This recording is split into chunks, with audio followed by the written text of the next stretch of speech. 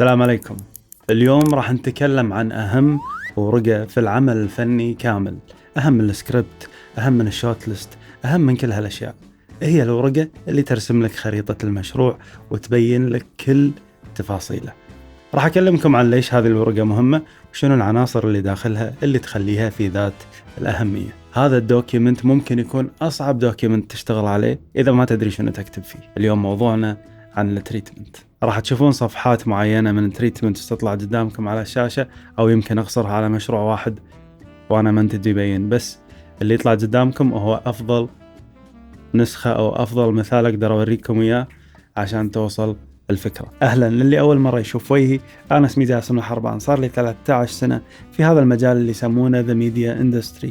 اشتغلت على دوكيومنتريز، إعلانات، مسلسلات، شورت فيلمز، ميوزك فيديوز، كل هذه الأنواع من الفورمات أنا اشتغلت عليها وكونت خبرة على مدى 13 سنة. ودي هذه الخبرة اللي كونتها على هالسنين كلها أنقلها لكم من خلال هذه القناة، سواء أقول لكم أشياء أنا تعلمتها أو مواقف أنا مريت فيها أنتم تقدرون تتفادونها في دخولكم مجال الفيلم ميكينج. تابع هذه القناة إذا ودك نتعلم مع بعض، وكل ما أتعلم شيء جديد أنقل لك إياه من هذه القناة. التريتمنت هو الشرح للفكرة، تقدر تشرحها في 5 أوراق وتقدر تشرحها ب200 ورقة حسب عمق المشروع وثقل المشروع وشنو التفاصيل اللي أنت تبي تطرق لها داخل هذا التريتمنت عشان تبيعه. شنو هم 6 نقاط اللي لازم نشوفهم في التريتمنت. إذا مستعجل شوف هذا الفيديو بعدين، لأن أبيك توصل لآخر الفيديو، لأني مسوي لك دوكيمنت راح يفيدك شلون تسوي التريتمنت في تفاصيل أكثر من اللي بنسولف فيهم في هذا الفيديو، فلا تطوف الفرصة. هذا الدوكيمنت جدا ثمين بأنك تحطه يمك وانت شغال على التريتمنت الجاي. الأفكار دائما تجينا مبعثرة، بدليل لما أكتب فكرة شوف ايش قاعد يصير معي. الأفكار مبعثرة، بس شنو الأهم؟ أني أختصر كل هالأفكار في جملة أو جملتين.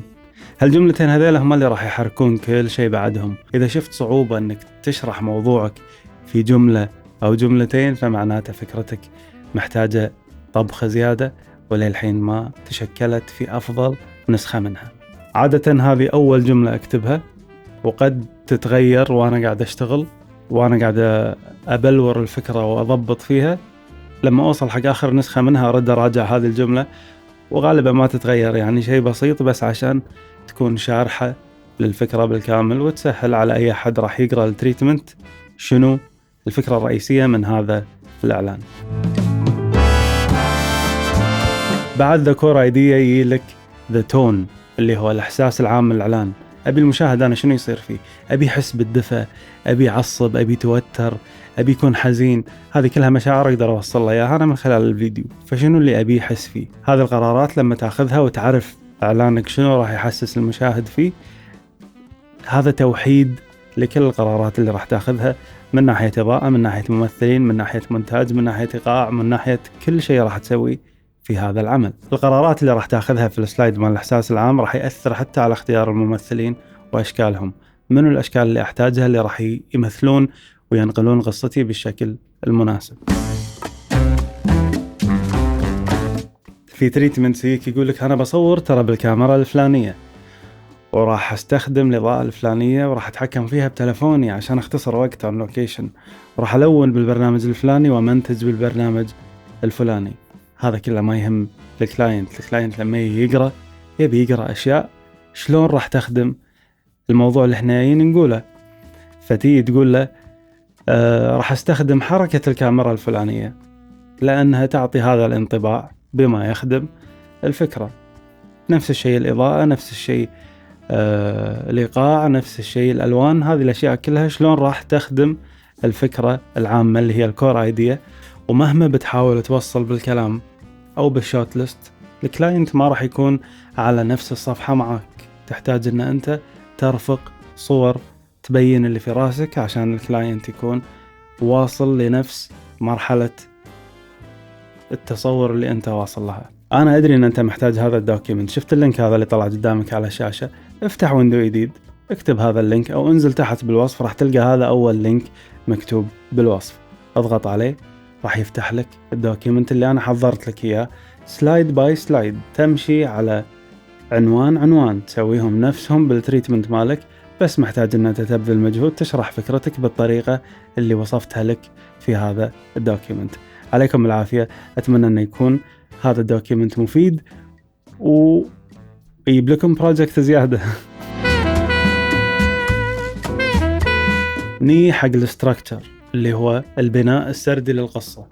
القصة شلون راح تمشي، وين راح تبدي، وين راح توصل، وين راح تنتهي، مو بشكل كلاسيكي. بس ترى حتى الإعلانات هذه 30 ثانية، تخيل 30 ثانية لهم بداية نص ونهاية واضحين حق الكلاينت وحق المشاهد وحقك أنت. قبل التصوير لازم تحدد هذا الشيء. المراجع، الريفرنسز، صور، مقاطع، إعلانات عاجبتك، أي شيء يوضح الإحساس اللي أنت تبي توصله من هذا الإعلان، يوصل الفكرة، يخلي الكلاينت يتخيل أنت شنو براسك وشنو اللي تبي تسوي.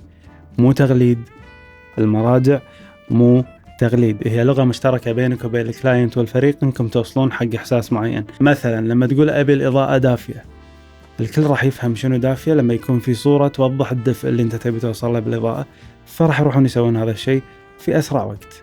بس لما أنت تقول أبي الإضاءة دافية بس ما في شيء، ما في مرجع يرجعون له يعرفون شنو الدفء اللي أنت تبي، فهني راح يطول الكوميونيكيشن بينكم وما راح توصل حق النتيجة اللي تبيها أسرع.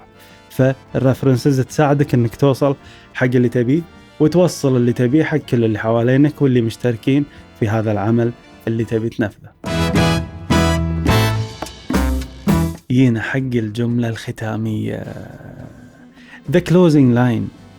هذه الجملة هي اللي ممكن تفوزك المشروع. جملة إقناع، مو تاج لاين، مو مختصر حق المشروع، مو جملة تسويقية حق العمل بالكامل. هي جملة ليش أنت تحس أن هذا المشروع لازم يتصور، هذا المشروع لازم ما يتفوت، لازم ما يروح، لازم أنت اللي تنفذه، وليش يستحق أن أنت تنفذه.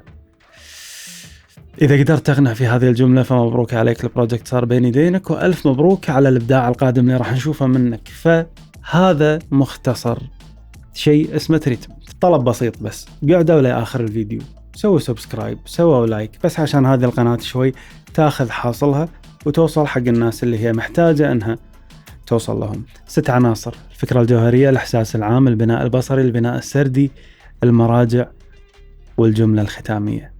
هذه الأشياء إذا كتبتهم ما يهم تكتبهم 200 صفحة، تكتبهم 3 صفحات، 4 صفحات، المهم أن فكرتك تكون واصلة حق الناس اللي راح تقرأ وراح يقدرون يتخيلون اللي أنت تبي تسويه، وإن شاء الله أنهم يوافقون عليه. مو كل تريتمنت يحتاج 6 عناصر بنفس الثقل، يعني مرات تحتاج تتكلم عن السرد أكثر، تتكلم عن الحوارات أكثر، تتكلم عن شلون أنت راح تقول القصة أكثر. مرات لا، الموضوع بصري أكثر، ما في حوارات، فاحتاج أحط صور أكثر، احتاج أوضح شكل البصريات أكثر. أنت وخبرتك راح تعرف شلون تميز شنو اللي يحتاج ثقل أكثر من الثاني. كل تريتمنت غير، مو كلهم شبه بعض. 7 نقاط، 7 عناصر صاروا بيدكم. بس اللي يفرق بين التريتمنت العادي والتريتمنت اللي يبيع نفسه هو ايش كثر عندك من مخزون بصري تقدر تغذي فيه هذه العناصر، هذه الصفحات، بفكر واضح واحساس حقيقي. هذا بالضبط اللي اتطرق له واتكلم عنه بعمق، وبيخليني اقول لكم عن شيء انا ما ابي اقوله الحين، لكن هو ما حان وقته، بس قريب بيكون موجود عشان يطرب اذن كل من يبي يعرف اكثر عن مجالنا واصول الشغل فيه. سويت كورس يلخص كل شيء تعلمته على مدى 13 سنة هذه، أبي أشارككم إياه. المعالجة الإخراجية التريتمنت هي مرحلة واحدة من البري برودكشن، لكن بالكورس راح أخذكم في رحلة كاملة من الفكرة للشاشة. سجل بالميلينج ليست عشان توصلك كل الأخبار وتكون أول من يعرف عن هذا الكورس لما يجهز. أنا متأكد أنه راح يكون جدا مفيد. شكرا لكم ولمشاهدتكم، وأشوفكم بإذن الله قريب.